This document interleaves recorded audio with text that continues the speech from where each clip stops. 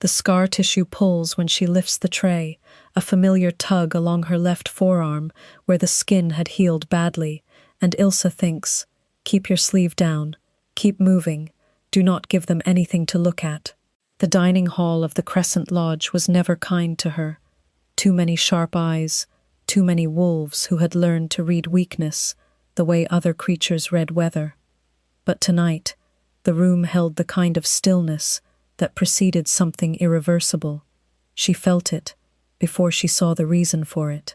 6 men at the corner table near the fire, wolves, all of them, high-rank wolves, which she could tell not from their clothing, though their clothing was fine enough, but from the way the other servers moved around them, the way water moves around stone, wide and careful. She kept her eyes on the tray. 3 plates, 2 glasses, a bread basket lined with linen. The work was the same as it always was. She set the first plate without looking up. "Your sleeve," said a voice above her. Ilsa did not pause. She set the second plate. "I said your sleeve." She looked up then, because there was a quality to the voice that made not looking feel like a provocation. The man who had spoken was large, wide-shouldered, with the kind of ease in his body that came from never once having to make himself smaller in a room. A beta, she thought. Heavy with authority, borrowed from whoever sat at his right. He was pointing at her arm. The sleeve had ridden up perhaps 2 finger widths, not enough to show the worst of it. Enough. The beta smiled. It was not a kind smile. Where did a waitress pick up marks like those? The other men at the table looked. One of them laughed, a short sound, reflexive, the laugh of a man who follows another man's lead, rather than finding anything genuinely amusing. Ilsa pulled the sleeve down with 2 fingers, shifted the tray, and set the third plate with a steadiness she had spent 3 years building from nothing. "Kitchen accident," she said. "Kitchen accident." The beta repeated it, with the satisfaction of someone who has just identified a lie. "Both arms? Your collarbone too, from the looks of it?" He leaned forward. "I have been in this business long enough to know what kitchen accidents look like." "Those are not kitchen accidents." The room had gone very quiet. Even the fire seemed to draw back. Ilsa picked up her empty tray. "Is there anything else I can bring you?" That was when she heard the door. The noise of it was not loud, a single firm push, but every wolf in the room turned, and the quality of their turning told her everything before she looked. The man who stepped through the door was not the beta. He was the reason for the beta. 3 years ago, Ilsa would not have recognized what she was looking at. She picked up her tray and walked toward the kitchen and did not look back, because the thing she had learned to do most thoroughly in the 3 years since the border was disappear. 3 years ago was a different life, which was the only way she knew how to think about it without the thinking becoming something she could not contain. She had been a soldier, not a decorated one, not the kind who came home to ceremony and title. She was a border scout, 3rd rank, attached to the 7th Meridian Unit, under Commander Hela Voss, who had been thorough and cold, and had never once wasted a compliment, but had also never wasted a soldier needlessly, which Ilsa had counted as a form of respect. Ilsa tracked, she read terrain, she carried information across 14 miles of open border ground in conditions that, when she described them now even to herself, sounded improbable. She had been fast, slight enough to pass through gaps in the tree line that larger wolves could not navigate. Her secondary gift, the one that never went into any official record, because secondary gifts in Omegas were not a thing the pack hierarchy officially acknowledged, was that she could suppress her scent almost entirely when she chose to, not silence it, suppress it, thin it to something ambient, indistinguishable from the soil and bark around her. It had saved her life 4 times in the border campaign, and the life of every member of her unit at least once. She was white-skinned, fair-haired, the kind of pale that showed every cold-weather flush and every bruise with equal frankness. She had weighed 51 kilos at her unit's last measurement and had been carrying, at that point, a supply pack that weighed roughly a third of that.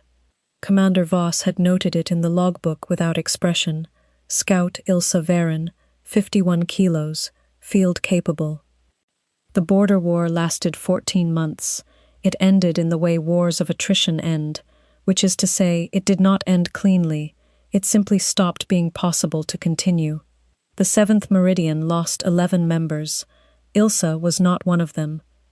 She came back to Crescent territory with a discharge paper, an official designation of Omega-class returning soldier, and scars along both forearms and her left collarbone where silver-laced wire had caught her during an extraction. The wire was a hunter modification designed to prevent healing at the natural woven rate. The skin had closed, but not cleanly. She had been 22 years old when it happened. She was 25 now. No one from her unit was stationed in Crescent territory. She had no family here. She had taken the work she could find, which was service work, because Omega-class returning soldiers did not walk into administrative roles, and she had pulled her sleeves down and gotten on with it, and that had been the total of her plan.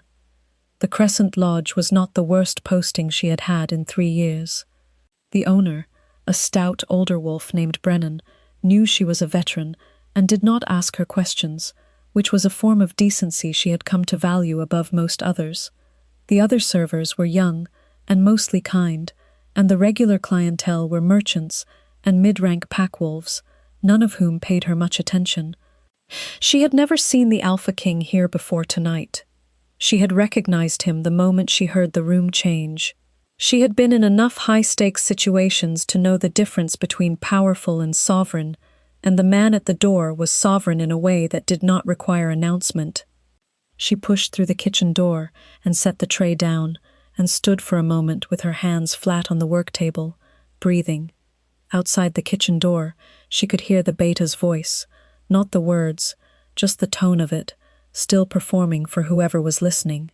She was not listening, she was calculating, with the part of her mind that had never entirely stopped being a scout, whether the evening could continue without incident.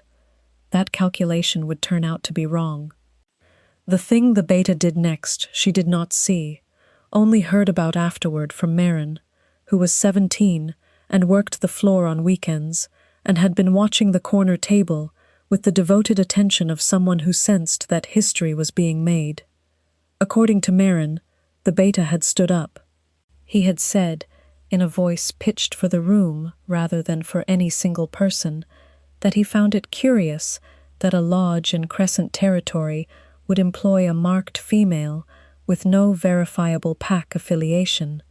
He had said the word marked with a particular inflection that Marin was not certain how to describe, but that she said made the other servers near the kitchen door step back. He had said that in his experience, females who carried scars of that particular pattern on both forearms and the collarbone had one of 3 histories, none of which were histories a respectable establishment ought to be harboring. Marin said the Alpha King had not spoken during any of this. He had simply looked. What his face had done while he looked, Marin could not say with any precision, because she had not been able to look directly at him for more than a moment at a time. She said it was something like how you cannot look directly at something very bright. You see the shape of it. You note its presence. You look slightly to the side. Ilsa heard none of this in real time. She was in the kitchen, cutting bread into portions for the next table's order, doing it with the methodical efficiency she brought to any repetitive task, because repetitive tasks had a quality of safety she had come to rely on. The work was the same. The work did not change. The work did not look at your arms. She was on her 3rd cut when Brennan pushed through the door. He was pale under his reddish complexion, which she had never seen before, and he said nothing for a moment, only looked at her in a way that made the bread knife feel suddenly irrelevant. "The Alpha King's first man wants you at the table," Brennan said. Ilsa set the bread knife down. "Which table?" she said, though she already knew. "Corner," By the fire. He paused. Ilsa, whatever you need to, whatever is the right way to handle this, you handle it that way. I will back whatever you say. She looked at him. He meant it.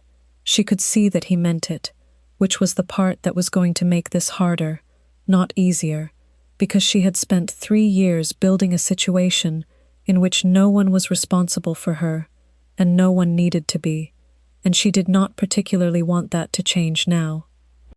She went out to the table. The beta looked at her with the expression of a man who has sent for a thing and is satisfied that the thing has arrived. 2 of the other wolves at the table had the decency to look faintly uncomfortable. The rest were neutral. She did not look at the Alpha King. The marks on your arms, the beta said. I want you to show them. That is not something I am going to do, she said. A silence opened up around that sentence, like water filling a space. I am asking, as a representative of the crown, the beta said, and something in his voice sharpened, dropped in a register, went official. If you carry unlicensed silver damage in a pack settlement, there are procedures.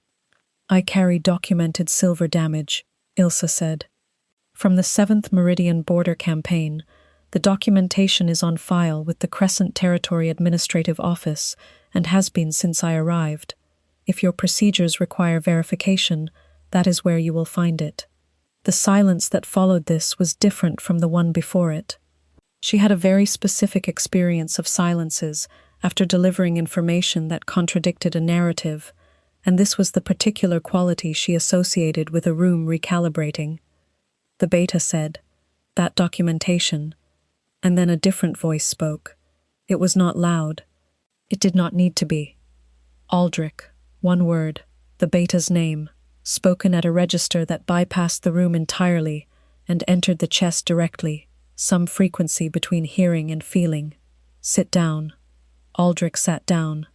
Ilsa looked at the Alpha King for the first time. He was looking at her forearm. The sleeve had ridden up again. She had been so focused on Aldrich that she had not caught it, and the worst of the scarring was visible, the web of it, where the silver wire had caught and held for the 11 seconds it had taken her to cut it free. The Alpha King's eyes moved from her arm to her face, with a deliberateness that felt like being read, the way you read terrain, systematically and without assumptions. He stood. Cassius, she heard one of the other wolves say, a low warning, but he was already standing, and the warning had nowhere to go. What is your name? He said.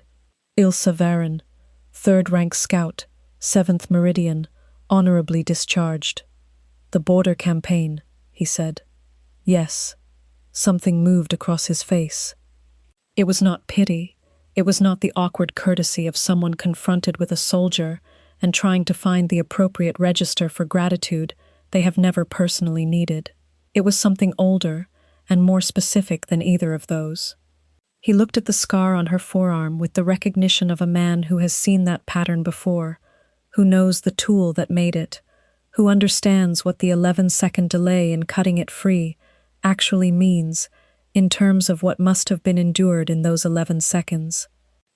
Aldrich, he said, without looking away from Ilsa, will apologize. Aldrich's jaw moved. My king. Now. The words sat in the air like a stone placed on a surface, not thrown. Placed, with precision, and with the certainty that it would not move. Ilsa kept her eyes on the Alpha King, because looking at Aldrich right now was something she had decided, in the last 30 seconds, that she did not need to do. She was aware of her own heartbeat, which was faster than she preferred, and she was aware that the Alpha King was close enough that his scent was reaching her now for the first time, and that her training told her the scent of an apex wolf was something to be catalogued as data and not felt, but her training was, for once, losing an argument. He smelled like deep winter forest, and something underneath that she did not have a word for, something that sat against the back of her throat, like the first breath after a long time of not breathing. She thought, do not react. She thought, it the way she had thought, keep moving, during the worst 11 seconds of the border campaign. She thought it as a command to a subordinate part of herself that she was no longer certain was subordinate. Aldrich said, "I apologize," in a tone that was short of what the words required, but was nonetheless the words, in the corner table of the Crescent Lodge, in front of 7 witnesses. Ilsa nodded, one small, controlled movement. The Alpha King said, "Sit with me." She said, "I am working." "I know," he said. He did not say it as a dismissal of her objection. He said it as an acknowledgement of the specific weight of it, the 3 years of work, the sleeve pulled down, the calculations made and remade about what could be afforded and what could not. He said it as a man who understood what work was, to someone who had nothing else to structure their survival around. "Sit with me anyway." She sat. The other wolves at the table did something she registered peripherally, a collective, minute rearrangement, a small and wordless redistribution of space, as though by biological consensus rather than by thought. Aldrich moved his chair fractionally to the left. The wolf beside him straightened. The 2 nearest the wall shifted such that she and Cassius were no longer flanked but centered. She had never been centered at a table in 3 years, had made herself, consistently, the wolf nearest the door, the wolf easiest to overlook, the wolf who could be gone before anyone registered the absence. She noticed the rearrangement. She did not know what it meant yet. Cassius poured her water from the carafe on the table, himself, without calling for a server. She watched his hands. They were scarred too, she saw, on the knuckles, old scars, pale, and settled into the skin, the way scars get when they have been there long enough to become simply a part of the hand. "The 7th Meridian," he said, "lost 11 soldiers." "Yes." Commander Voss's report named the extraction that cost us 8 of them. She credited a scout with the data that kept the other 3 out of the collapse zone. Ilsa looked at the water glass in front of her. Voss kept thorough records. The scout was not named in the official report. The scout's rank was listed. Omega class, 3rd level, secondary gift classified. He looked at her. Whose decision was that? She thought about Voss, her measured voice, her logbook, the word classified, written in her neat hand. She thought about the pack hierarchy's rules about Omega secondary gifts. She thought about what it would have meant, during the campaign, to have the wrong Alpha start asking questions about how an Omega scout was suppressing her scent on active border runs. "It was the correct decision," she said. "That is not what I asked." "No," she said, "it is not." He held her gaze for a moment. Then he said, "Your gift is suppressant, olfactory camouflage." She did not confirm it. She did not deny it. She was aware that sitting across from a wolf of his rank with any gift active was a kind of lie she was not certain she could sustain, which meant it was already thinning, the careful ambient flat scent she had been maintaining since she left the kitchen, and that thought was not a comfortable one. "You are doing it right now," he said quietly, not accusatory. "Careful, the way you are careful with a thing you do not want to startle." "Habit," she said. "Let it go," he said. She did not move. "I am asking," he said. The particular weight of that. He was the Alpha King. He did not ask. He had not asked Aldrich to apologize. He had instructed him, and the instruction had landed in the room like a stone. He was asking her. The specific, loaded difference of it sat in her chest, and she felt it, and did not know what to do with the feeling. She let it go. It was not dramatic. It never was. It was simply a quality of attention she released, a grip she had been holding for so long that releasing it felt less like relief and more like the particular strange weightlessness of setting down something heavy you had forgotten you were carrying. What happened in the room was also not dramatic, but it was immediate. The wolf to Cassius's left turned his head, a fractional movement, then turned it back, deliberately, The way you turn away from something you know is not yours to witness. The wolf nearest the wall went very still. Aldrich, across the table, said nothing, but his jaw tightened, and his eyes moved to Cassius's face with the focused quality of a man who has just received information he is still in the process of understanding. Cassius did not move at all. That was the thing about him. She was beginning to understand. The more significant the moment, the more completely he stilled. No flourish, no display. The stillness was the response. The restraint was the power. She had seen wolves of high rank perform their recognition of something important, lean forward, make some gesture, let their eyes change in the theatrical way. Wolves sometimes let their eyes change when they wanted the room to register that they were feeling something significant. He did none of that. He sat with his hands flat on the table, and he breathed, and the only thing she could identify that was different from the moment before she released the suppression was that his breathing had changed cadence. A single missed beat, then resumed, slower, a deliberate settling, the discipline of a man talking his own body back from something it wanted to do without his permission. 3 years, he said. Yes. You have been here 3 years. Yes. And before that, 14 months at the border. Yes. He looked at his own hands on the table, and in those 3 years, with the documentation in the administrative file, no one. The file is accurate, she said. The record is correct. There was nothing improper about my being here. She kept her voice level, the tone she used for information delivery rather than conversation, the tone that had no color to it, that communicated only content. I was not hiding.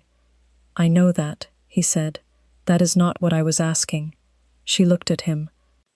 I was asking, he said, carefully, how a wolf with your service record and your particular gift and 3 years of residency in this territory ends up with no pack standing, no housing provision, and a position carrying plates. The question was precise. It identified the exact shape of the problem. She had not expected precision. She had expected either embarrassment, because the answer to the question was an indictment of systems he was responsible for, or performance, the kind of official sympathy that was really documentation of itself, that said, I noted this aloud, and therefore my responsibility is discharged. She said, Omega-class returning soldiers have limited pathways for... I know what the pathways are, he said, and something in his voice shifted, not anger, not exactly, but the close cousin of anger that comes from recognizing a failure in something you are responsible for. I signed the legislation that sat in the air between them. She said nothing. He said, I signed it, and I did not read it carefully enough. You did not know what you did not know, she said, because she was not, by nature, punitive, and because the statement was simply true, and because she had learned in 14 months of border work that blame assigned to the dead or absent was weight that served no one. He looked at her. That is a generous reading. It is an accurate one. The fire had settled lower in the grate. Around them, she was dimly aware, the room had resumed some version of its normal life, other tables ordering, the junior servers moving again, Brennan behind the bar, pretending to clean a glass, while absolutely not taking his eyes off the corner table. But the table itself felt separate from the rest of the room, in some way she could not precisely name. A density, a specific gravity. I want to know your record, Cassius said. The full record, not the official summary. He paused. Not tonight. When you are willing. The when rather than the if. She looked at him for a moment. She felt the strange articulate pull of the scent she was no longer suppressing her own response to, which was not something she had planned for, and was not something she had any established procedure for managing. She felt the warmth from the fire on her left side, and the specific quality of his attention on her right, and she thought about Brennan, behind the bar, who had said, "Whatever you need to do, I will back it." She thought about the word willing, placed with the same deliberate care as the stone of a command that is not a command. "I am working the late shift tomorrow," she said. "I will be here," he said, "before the late shift." She stood. She pulled her sleeve up, the way she would pull up a sleeve to check the time, casual, deliberate, showing the full length of the scarring on her left forearm in the firelight, for perhaps 4 seconds before she smoothed it back down. It was not a display. It was a declaration of a different kind, a small, controlled act of not hiding, directed at no one in particular, and therefore at everyone. She picked up the empty bread basket from the table's edge and walked back toward the kitchen. She did not need to look back to know that he watched her all the way to the door. Marin was waiting inside the kitchen doorway with the expression of someone who has been holding a question so long it has become structural. "What did he say to you?" "He ordered water," Ilsa said, and set the bread basket on the counter and went back to the bread she had been cutting. Marin stared at her for a long moment, then said, "You are the most impossible person I have ever worked with the depth of feeling normally reserved for significant grievances." Ilsa said nothing.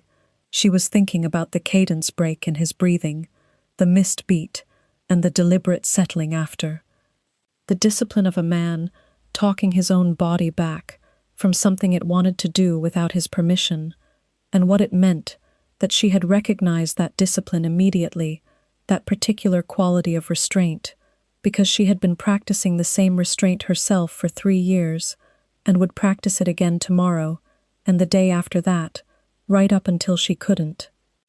Aldrich found the administrative file the next morning.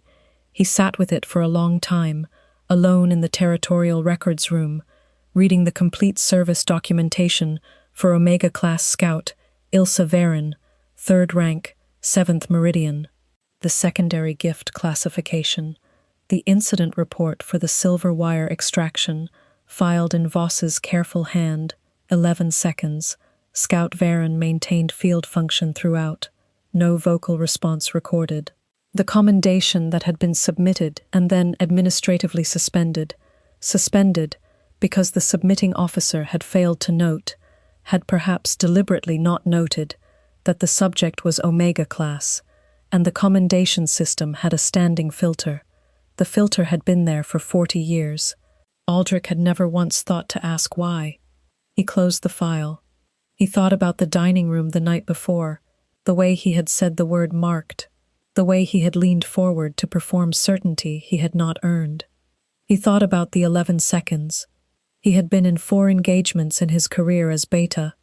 In the worst of them, he had had help, and had made noise, and had not been alone with silver in his skin, and 14 miles of open border ground between himself and any allied wolf. When Cassius arrived at the territorial office that morning, he found Aldrich in the corridor outside his door. The file was under Aldrich's arm. Aldrich said, "I owe her more than an apology." Cassius said, "Yes, I should have." Aldrich stopped. "There is no good end to that sentence." "No," Cassius agreed, "there isn't." He took the file. "But there is a good start to the next one." Aldrich looked at him. Something in Cassius's face told him the next sentence had already been drafted, had perhaps been drafted in the interval of a missed breath and a deliberate settling in a firelit corner of the Crescent Lodge, and that Aldrich's part in it was not the central one. "The suspension on the commendation," Aldrich said. "Is being lifted," Cassius said, "this morning, along with 17 others I found when I looked at the filter." He said this quietly, evenly, the way he said things that were actually significant, which was to say, without emphasis, because the weight was in the fact, and the fact required nothing added to it. The Crescent Lodge was quiet when Cassius arrived, nearly an hour before the late shift began. Brennan showed him to a table near the window rather than the corner, and he said nothing about the choice, only sat and waited. There was a quality to his waiting that Brennan, wiping the bar 20 feet away, found difficult to look at directly. Not impatience, something else. The absolute stillness of a man who has decided something and is simply letting time catch up to it. Ilsa came through the staff entrance at 4 minutes before the shift. She saw him at the window table and paused, one hand on the door frame, for precisely the length of time it took her to make a decision. Then she crossed the room, without taking off her coat, and sat down across from him. "The commendation," he said, without preamble. "It will be in your file by the end of the week, with the suspended date corrected and a formal record of the delay." She looked at her hands. "It does not change anything practical." "No," he said, "not by itself." He set a folded document on the table between them. She did not reach for it immediately. "Pack standing," he said. "Housing provision. A posting, if you want one, in the Territorial Administrative Track. Your gift formally recognized and recorded as an exceptional asset, not classified away as an anomaly." He paused. "Or none of those things, if that is not what you want.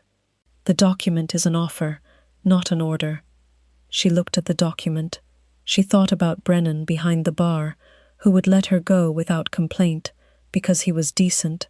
She thought about 3 years of pulled sleeves and kitchen calculations and the bread knife going through its repetitions. She thought about the specific weight of the scent she was no longer suppressing her own response to, and the missed breath, and the word willing. She reached across and unfolded the document. She read it, all of it, slowly, with the same thorough attention she had given to terrain maps in the dark, 14 miles from any allied wolf, reading with her fingers when her eyes were not enough. When she finished, she looked up. "There is one thing," she said, "that is not in the document." "Tell me," he said. She held his gaze. The fire was lit across the room. The light of it reached them both, and in it she could see the scar on his right knuckle, the old pale one, and the quality of his attention, which had not shifted or performed itself or required anything from her that she had not already offered freely. "You said you wanted to know my record," she said. "The full one, not the official summary." "I did," he said. "All right," she said. And then, because she was practical before she was anything else, and because the bread she had been cutting when Brennan came through the door the previous night was still unfinished, she added, "After the shift." The full record took 3 evenings. She did not perform it. She delivered it the way she delivered all information of consequence, in precise, sequential order, with the relevant details and without the color. She told him about the 14 months and the 11 seconds and the scent she had thinned to nothing, and the 8 dead, and the 3 living, and the 4 times her gift had kept her alive. She told him about the discharge paper and the designation and the 3 years in Crescent territory with her sleeves down. He listened the way he did everything significant, without moving, without adding to it, without performing that he was moved, which meant she understood he was. On the 3rd evening, when she had finished, he reached across the table and turned her left arm over gently, sleeve and all, and held it for a moment, his thumb along the outer edge of the scar, not touching the scar itself, only the unmarked skin beside it. "I would like," he said, very carefully, "to ask you something. And I want you to know that the offer in the document does not change based on your answer." She waited. "Let me court you properly," he said, "by pack law, with time, without pressure." She looked at their hands, his over hers, the old scar on his knuckle against the complicated pale of her wrist. She thought about the gift she had held tight for 3 years, the careful ambient nothing, and what it had felt like to release it, the weightlessness of setting down something heavy you had forgotten you were carrying. "By pack law," she said, "the process takes 60 days. "Yes," he said. "And in 60 days," she said, The pack will have opinions. The pack will conduct itself correctly, he said, with a quietness that contained the same precision as the single word he had placed in the dining room like a stone. Or else. She looked at him for a long moment. Outside the lodge window, the moon was full, pouring its cold blue light over the settlement, the same moon that had been above her, on every one of the 14-mile runs, and on the discharge walk, and on the 3 years of pulled sleeves. It had never meant anything particular to her before. She was not sure it meant something now, exactly. She was sure it was there. 60 days, she said. 60 days, he agreed. She did not move her hand. He did not move his. The fire burned down without either of them remarking on it. 7 months after the 60 days concluded, Ilse Veren's pack standing was listed in the territorial record as Alpha Class Consort, by right of mate bond. The filter on the commendation system was removed. 17 suspended commendations were formally reinstated. Aldrich requested a posting to the Northern Administrative Office and was given it, which was his way of performing the penance the situation called for, without making it anyone else's problem to witness. Ilse kept working. Different work, now, the territorial administrative track, records and logistics, which turned out to suit the same gift for precision and sequential information that had kept 11 people alive on the border. She kept her sleeves wherever she wanted them, which was mostly up. By the following winter, the lodge had a new corner table near the fire, replaced after the old one, developed a wobble in its legs, and Brennan hung a small carved plaque above it, the kind of thing a person could walk past 100 times without registering, that read simply, "Staff served here." No further explanation. He was not a demonstrative man. On the morning of the first deep snow of that winter, Cassius found her at the window of the pack house, with a cup of tea she had stopped drinking 20 minutes earlier, watching the snow in the particular intent way she watched things she was not looking at. He stood in the doorway without speaking. She did not turn, but after a moment she said, "It is quiet," and he heard in the word quiet everything she meant by it, and he crossed the room and stood beside her, and the snow continued to fall, and neither of them felt any particular need to add to the silence.